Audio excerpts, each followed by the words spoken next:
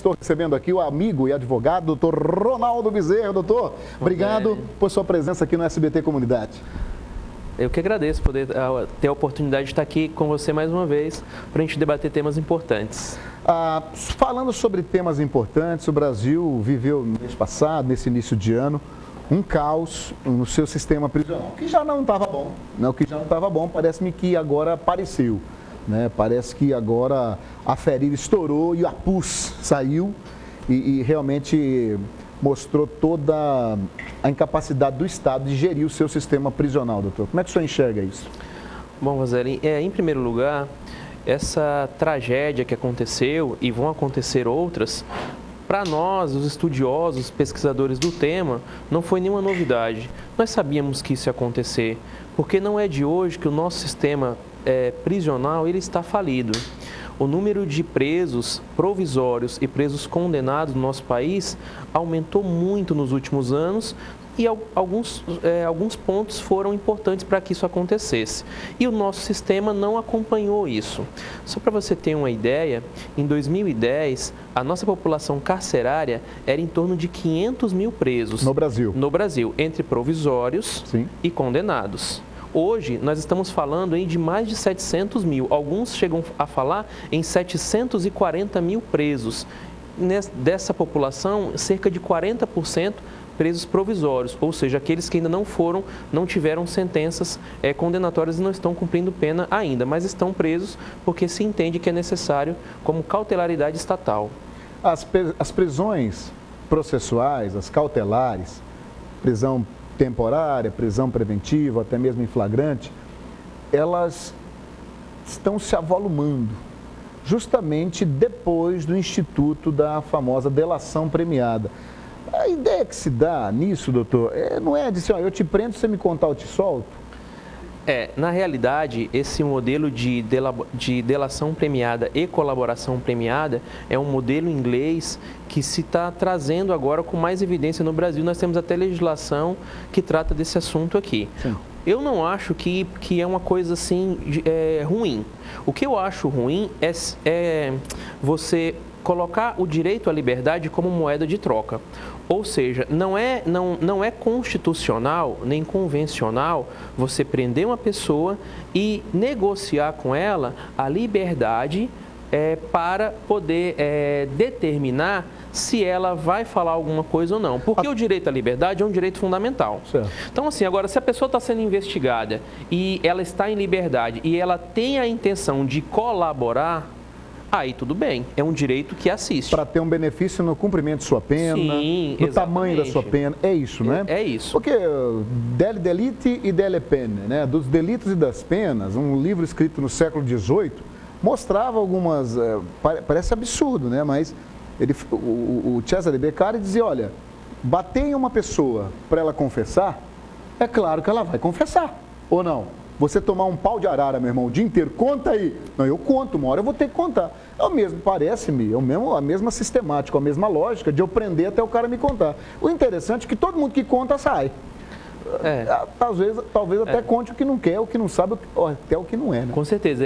Essa situação, ela gera várias situações, porque, de repente, também o primeiro que for de livre e espontânea vontade e dar as informações para as autoridades, esse já tem a vantagem que os outros não têm, porque se o outro for querer fazer depois e falar o que o outro já falou, a autoridade não tem interesse, porque já tem aquela informação. Entendi. O que não se pode fazer jamais, num Estado democrático de direito, é negociar a liberdade. A liberdade é um direito fundamental, consagrado para todo mundo. Tanto é que você só perde a liberdade se você cometer uma infração em flagrante delito ou por uma ordem escrita e fundamentada da autoridade judiciária, que é o juiz.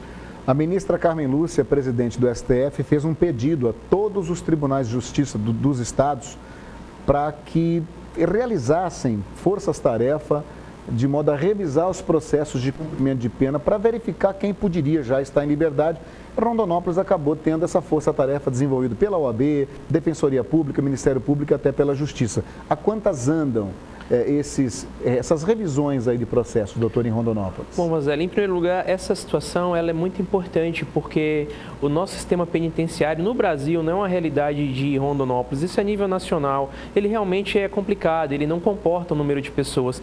Então, não é só a OAB também sozinha. Aliás, a OAB sozinha ela não consegue, ela não tem força suficiente para um mutirão nessa magnitude. Então, é necessário a Defensoria Pública, que também são excelentes profissionais, mas a demanda, o volume de trabalho é muito grande, e também o próprio Poder Judiciário também. E sem o Ministério Público, sem o Poder Judiciário, sem a Defensoria e sem a OAB, isso não acontece. Então, qual é a ideia? A ideia da OAB, junto com esses institutos, é justamente procurar os casos entre os presos provisórios não assistidos por profissional particular, porque todos os presos têm direito a ter um advogado constituído, aquele que a família ou ele paga pela contratação do serviço. Não, o que é assistido pela Defensoria, o que não tem condições de constituir um advogado particular.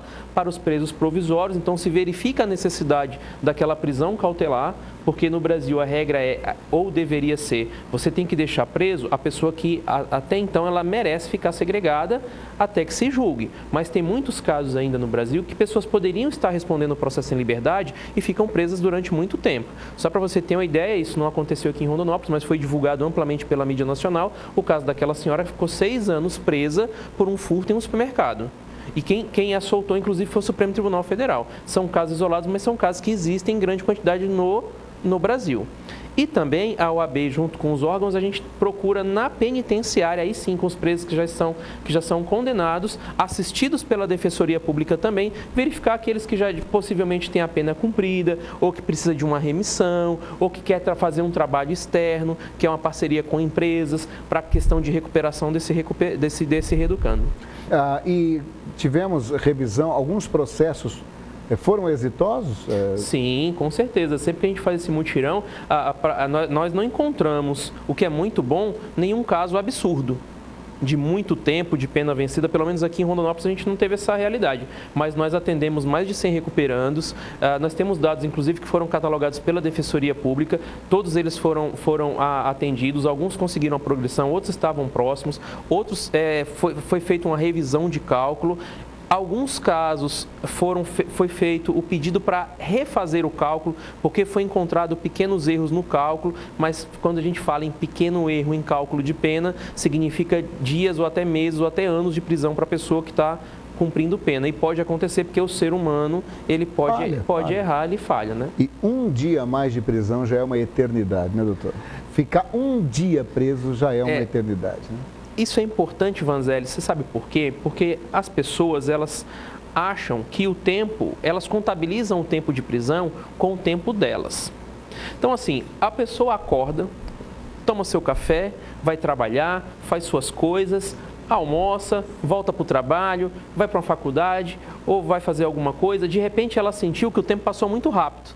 Ela fala assim, nossa, como o tempo passou rápido. O tempo dela passou rápido, pelas coisas que ela fez. A percepção do tempo. A percepção do tempo. Agora, o cara que está preso, ele não percebe o tempo como ela percebe, porque ele não fez as mesmas coisas que ela, porque o tempo é relativo, não é absoluto. Quem já falava isso era o Albert Einstein. Então, a gente às vezes acha assim, mas um ano é pouco. Um ano é pouco para você que está na rua, mas para quem está preso, esse ano, para ele, a percepção foi diferente. O doutor Ronaldo contava para os alunos na faculdade, só para mostrar como o tempo é relativo. Diz, olha, uma pessoa fica 6 horas presa numa delegacia. Olha lá, 6 horas, também 6 horas, né? 6 horas, mas 6 horas, veja, né? Se a Carolina Dickmann, acho que esse era o exemplo que o senhor Carolina Dickmann. Ela aparece e te convida para sair para o jantar. Às 6 horas vai passar muito rápido. Vai ficar na cadeia, o tempo passa mais devagar. Doutor, é solução para a criminalidade botar gente na cadeia, botar gente lá na penitenciária? Está resolvendo? Essa sistemática, essa lógica aí, está surtindo efeito no combate à criminalidade? Vanzelli, eu vou ser bem sincero com você, como eu sou com os meus alunos e nas minhas pesquisas. Existem muitos mitos, né, que às vezes a população, ela até mesmo pelo senso comum, acha assim, mas a polícia não está prendendo, a polícia trabalha muito, a polícia prende muito. Tanto é que a nossa população carcerária só aumenta. Em contrapartida, a criminalidade não diminui. Então, a gente prende muito e a violência aumenta. E aumenta aqui em Rondonópolis, nossa cidade. Tem muitos crimes aqui. Então a gente tem que entender que se está aumentando a população carcerária e está aumentando a quantidade de crimes, o negócio não está funcionando. Então, a prisão, comparado historicamente a coisas que tinha no passado, ela foi uma evolução, mas ela dificilmente ela vai conseguir recuperar. Só que eu também tenho casos que as pessoas têm que ficar segregadas pelos crimes que elas cometeram. O que a gente fala é que a prisão ela tem que ser a última ratio. Só deve ficar preso aquela pessoa que realmente é um risco à sociedade, dentro dos fundamentos jurídicos de fumus comissi delicti, de periculum libertatis, da possibilidade dele ter cometido o crime e dele ser um risco para a própria sociedade. São casos isolados. Agora, tem alguns casos de pessoas que poderiam responder o processo em liberdade e não respondem. E isso não ajuda na diminuição da violência, porque lá dentro é uma faculdade do crime, principalmente o jovem. Hoje, os nossos jovens, nós estamos perdendo para a violência. Isso me preocupa como advogado, como professor, como cidadão, como educador. Porque o jovem tem que estar na escola e, às vezes, ele está voltado à vida do crime. Isso é muito triste para a nossa sociedade. E o que precisa ficar claro para todos é que quando um garoto de 18 anos furta uma bicicleta e você fala, no lugar dele é na cadeia, você está mandando ele, na verdade, para uma facção criminosa. Porque ao chegar lá dentro, ele vai ter que optar por uma facção ou por outra, senão ele nem consegue dormir. A realidade, infelizmente, do nosso sistema prisional, não sei se é a realidade aqui da Mata Grande, mas nos grandes centros, infelizmente é essa hoje, doutor. Então, quando eu mando um jovem para a cadeia, eu estou empurrando ele de verdade para um crime organizado, e aí não tem mais volta. Exatamente. Então, a gente tem que buscar medidas paliativas. Eu vou te dar um exemplo, que Cuiabá aplica já, alguns estados brasileiros estão aplicando, Rondonópolis eu acredito que vai começar a aplicar também, que são as audiências de custódia. Na realidade, a audiência de custódia ela vem da Convenção Americana dos Direitos Humanos, o Pacto de São José da Costa Rica, que o Brasil é signatário desde 1992. É na convenção que veio a legitimação para as audiências de custódia. Aí, em dezembro do ano retrasado, ou passado, acho que foi retrasado, veio uma resolução do CNJ 213, dizendo o seguinte: aos estados, vocês têm que realizar a audiência de custódia. O que é a audiência de custódia para o telespectador entender? A pessoa é presa em flagrante delito. Em até 24 horas, essa pessoa tem que ser levada à presença do juiz. E o juiz vai ter uma conversa com ela, tete a tete. E vai verificar a situação para ver se ela tem que ficar presa realmente ou se ela deve responder o processo em liberdade, juntamente com o Ministério Público, com a Defensoria Pública ou com o advogado. Essa audiência de custódia funciona porque o índice de reincidência das pessoas que conseguem a liberdade na audiência de custódia e voltam a delinquir é 9% em Cuiabá. Esses dados foram passados, inclusive, pelo magistrado de Cuiabá, Dr. Marcos Faleiros, que foi magistrado aqui em Rondonópolis há alguns anos. Então, a audiência de custódia é uma medida paliativa para isso, mas tem outras também. Levando o preso diante do juiz, ele deixa de ser um número de RG e passa a ser uma pessoa, né? Com certeza. Passa a ser um ser humano. Ó, meu irmão, tu fez errado aqui. Como é que foi o negócio? Conversar.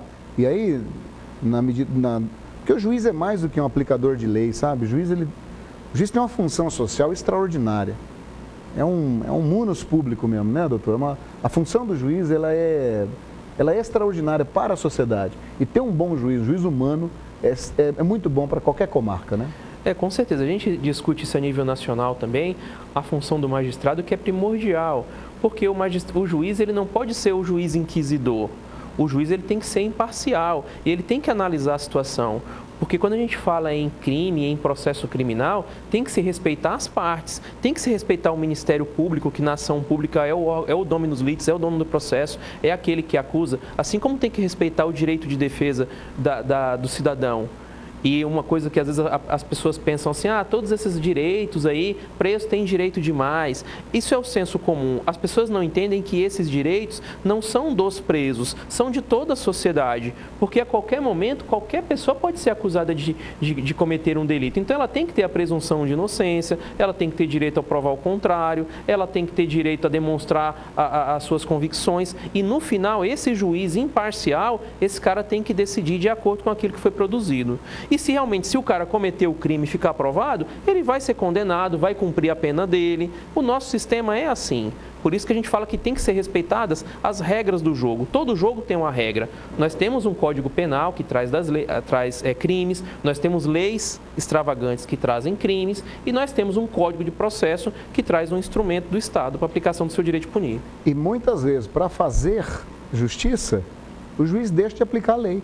São as famosas leis que caem em desuso, né, doutor? Sim. Porque a sociedade mudou, né? Com certeza. Antigamente, crime de sedução. Era assim, olha, seduzir mulher honesta. O que é mulher honesta? É que paga a conta em dia? Adultério. Adultério. O juiz deixou de aplicar isso porque isso não era mais direito. Era legal, mas não era direito, né?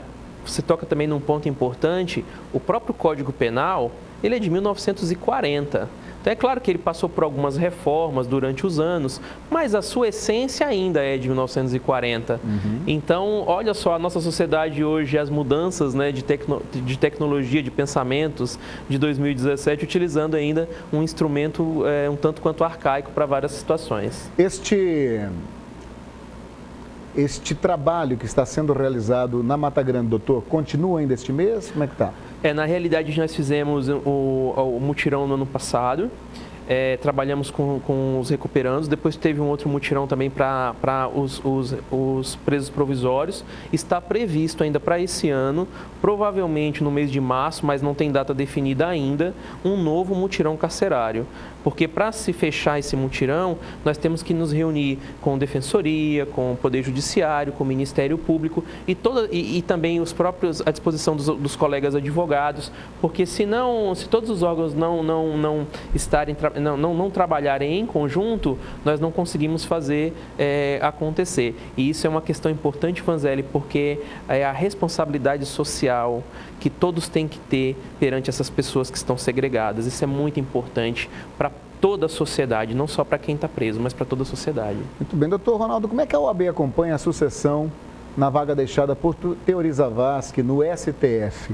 O Alexandre de Moraes está sendo indicado pelo presidente Michel Temer. O presidente Michel Temer, inclusive, ontem, olha, gostei. Ele disse, o Eduardo ri, mas ele disse, olha, se algum dos meus ministros aparecer na Lava Jato, eu exonerarei imediatamente. Você perguntar se ele pede também exoneração, se ele aparecer, né? Não, não é verdade? Senhor Temer, né? O senhor realmente tem muito que temer, viu, nessas 77 delações. Mas ele indicou o Alexandre de Moraes, que até foi para um Love Boat, né? Teve um Love Boat lá, que passeia no Lago Paranoá. É um barco que é muito utilizado, o pessoal faz muitas reuniões íntimas lá. A verdade é essa, tá? E com 2 senadores de Mato Grosso, parabéns aí, o senador Medeiros e o senador Cidinho, né? Deus abençoe. E agora, não sei o que está acontecendo em Brasília, mas como é que a OAB acompanha essa discussão? Bom, eu vou te responder comentando num sentido um pouquinho mais amplo. Primeiro, quando o nome dele foi levantado, a hipótese dele ser o novo ministro do Supremo, teve uma certa revolução no meio acadêmico nacional. Muitas pessoas não concordariam com ele para ser ministro do Supremo Tribunal Federal por causa de alguns posicionamentos que ele tem. Agora, se você olhar por uma outra ótica, o Alexandre de Moraes é um constitucionalista, ou seja, o Supremo Tribunal Federal é o guardião da Constituição, então ele é constitucionalista. O livro dele de Direito Constitucional é um dos mais vendidos no Brasil. Além disso, é muito difícil um magistrado ou um desembargador ou um próprio ministro que nas suas decisões não citem a obra dele. E o posicionamento que ele tem com relação a alguns temas hoje vai de encontro com o posicionamento adotado pela maioria dos ministros do Supremo.